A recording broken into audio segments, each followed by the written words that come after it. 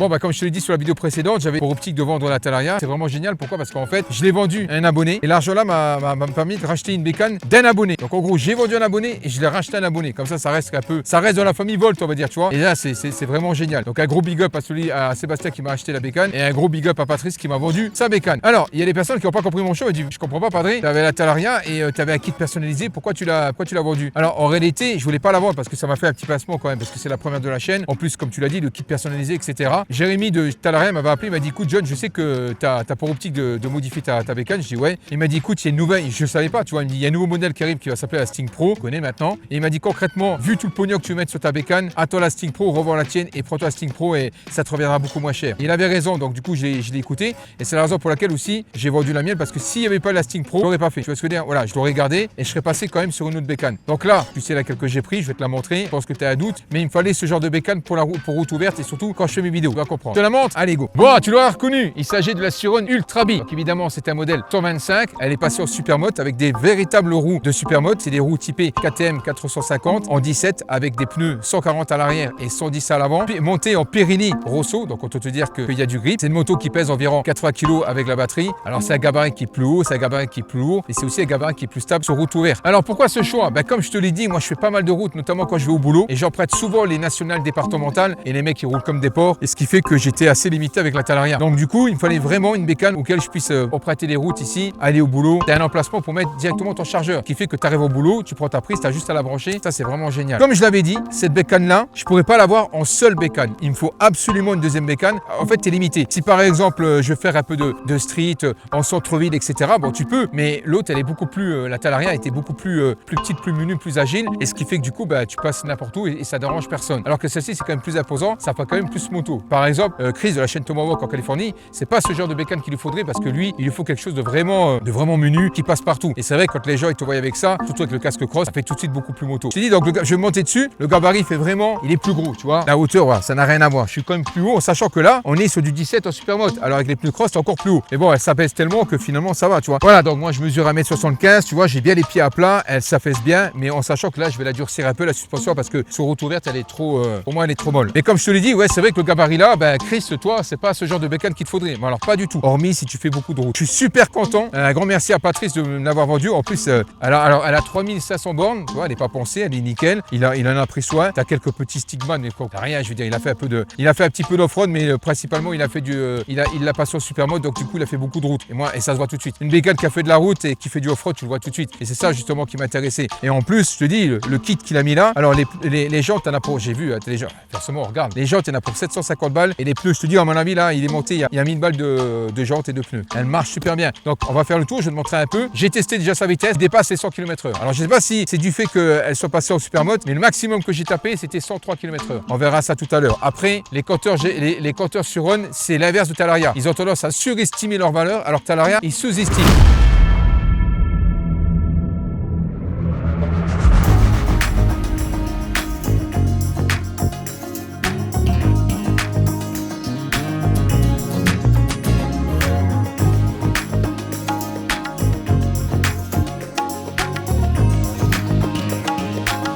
Tu appuies sur Ready, tu mets le contact, Ready. Donc là, je suis en mode E. Là, je suis sur le gravier. L'accélère à fond, il n'y a rien. Tu peux y aller, aucun problème. Au départ, j'anticipais un peu, tu vois, parce qu'en fait, quand tu sors d'une 50 cm3 où tu es un peu limité en termes de vitesse, je me suis dit, j'avais vraiment peur de me faire surprendre par l'accélération et vraiment que je pars en wheeling et que j'ai les chibres à l'air et je me retrouve le cul en train de sucer le sol, tu vois. Mais en réalité, pas du tout. Après, je pense que j'ai pas regardé dans les paramètres, mais je pense qu'à mon avis, Patrice a dû régler la poignée d'accélération au minimum, enfin, la réactivité. Parce que si tu mets au maximum, là, ça va lever, tu vois. Surtout quand t'es en Supermoto. Et moi, ça m'intéresse pas, ça. Moi, le wheeling, c'est pas des trucs qui m'intéressent, tu vois. Déjà, je sais pas le faire. Et deuxièmement, ça m'intéresse pas. Honnêtement, ça m'intéresse pas. Je suis vite passé du mode crevard au mode sport, tu vois. Elle te prend pas à défaut. Donc, je vais te montrer vitesse max en E, après en D, après en S. Voilà. Donc là, je suis à fond en E.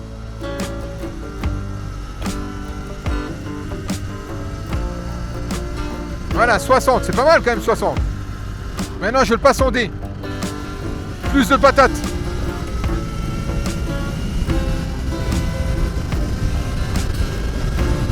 Voilà. 100. Et maintenant, je vais passer en mode sport. Ah, ça part tout de suite. En fait, si tu veux, la différence entre le mode D et le mode E, c'est que c'est surtout la réactivité de l'accélération. T'as les freins.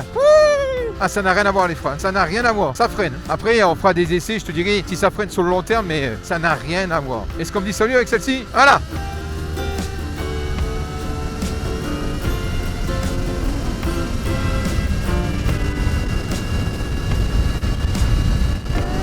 Cent, 101, 102. Elle a de la reprise tout de suite. Le réglage de l'accélérateur, il va falloir que je le mets un chouïa au-dessus. Mais vraiment, pour que tu aies légèrement plus de patates. Mais tu vois, t'en as, regarde. T'as de la reprise, hein. En fait, tout à l'heure, quand je suis parti de chez moi, j'étais à fond sur la batterie. Tout de suite, elle faisait les 103, 104 km/h. Et maintenant, c'est 99-100, tu vois. Donc, tu as la pleine puissance quand tu es à fond. Et puis, une fois que tu arrives aux 3 quarts, elle va descendre vers les 100 km/h, quoi.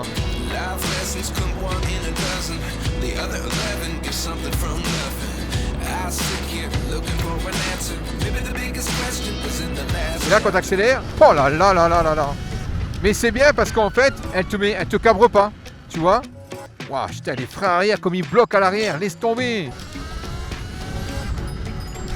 Ouais, il faut juste que tu fasses attention aux freins arrière parce que ils freinent direct. Donc, tout à l'heure, j'ai un peu dérapé, tu vois. Allez, on va aller en ville un petit peu. Ah, c'est un pouce au crime. Alors, franchement, en ville, tu mets en mode D, ça suffit largement. T'as de la patate, mais c'est moins violent. Là, si je mets en sport, j'accélère d'un coup.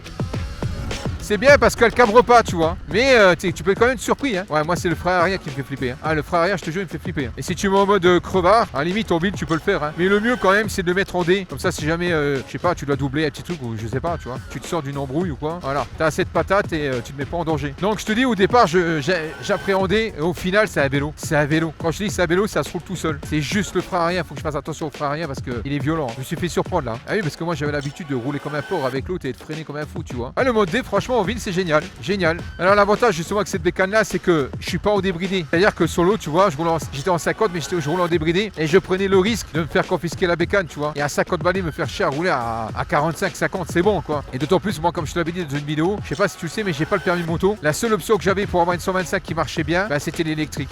Ou alors acheter un 2 temps. Mais le 2 temps, t'as tout le temps la gueule dans le moteur, tu vois ce que je veux dire. Voilà. Tiens, ça penche, hein. Mais tu sens la différence, hein. Il y a du grip, hein. Tu sens tout de suite la différence de la taille des pneus, c'est incroyable. En gros, si tu veux là, j'ai les mêmes dimensions de pneus que j'avais sur ma 125 Yamaha MT. Les mêmes. Et la Yamaha MT, tu pouvais poser le genou, hein. Ça, c'est le seul truc que je sais faire en bécane, c'est je pose le genou. Ah, tu vois, c'est...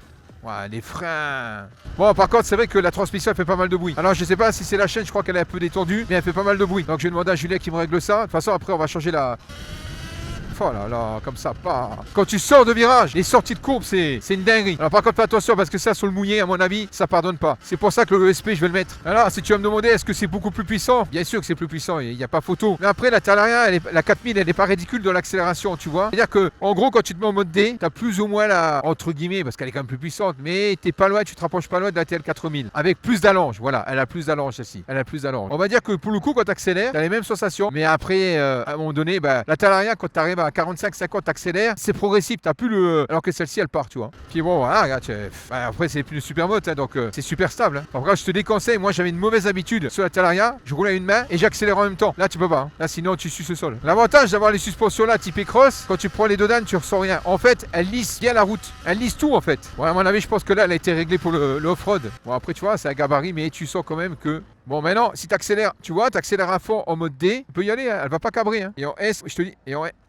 S, elle cabre. Hein. Ouais, en S, tu... Ah, si, elle cabre. Si, elle cabre. Bon, pour l'instant, j'ai pas l'optique de changer la batterie, quoi que ce soit. Concrètement, moi, la batterie, elle me suffira largement. S'il faut que je change de batterie, c'est peut-être pour augmenter l'ampérage, mais à mon avis, j'en aurai largement assez. Peut-être que par la suite, changer le contrôleur. Pourquoi? Parce qu'en fait, avec le contrôleur... Ah, je vais mettre en mode D. Le contrôleur, la différence, c'est que tu peux régler plein de paramètres. Peut-être, on verra bien. On verra. Mais là, honnêtement, elle me convient très bien comme ça pour l'instant. Bon, bah, t'as pu voir, hein, je double les voitures comme je veux. Aucun problème. Personne me colle. Voilà, génial. Mais, je vais pas te mentir. En ville, je préfère la Talaria. En ville, je préfère la Talaria. C'est plus maniable. C'est plus joueur. Donc, il me tarde quand même aussi d'avoir la Sting Pro. Et de toute façon, je te dis, il m'en fallait deux. Donc, le modeste, de temps en temps, tu as envie de te faire plaisir. Tu es en national, départemental. Tu as des mecs qui roulent à pneu. Il suffit que tu as un mec qui roule en golf derrière toi. Tu connais les golfistes, toujours les mecs à te coller le fion.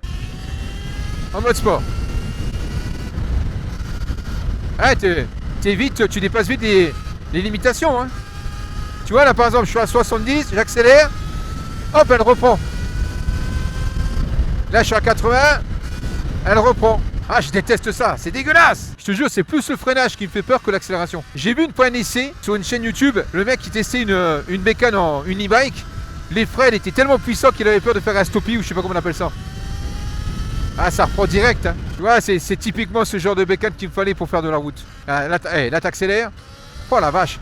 Là, tu veux doubler. C'est ce que j'avais pas avec la 125. Avec la Yamaha 125, j'avais pas ça. En sachant que la Yamaha 125, en 4 temps, hein, c'est celle qui marche le mieux. Mais quand j'étais à 50, je voulais doubler. J'avais du mal, tu vois. Alors à 80, on n'en parle même pas. Hein. Là, en 2 secondes, tu doubles. Hein.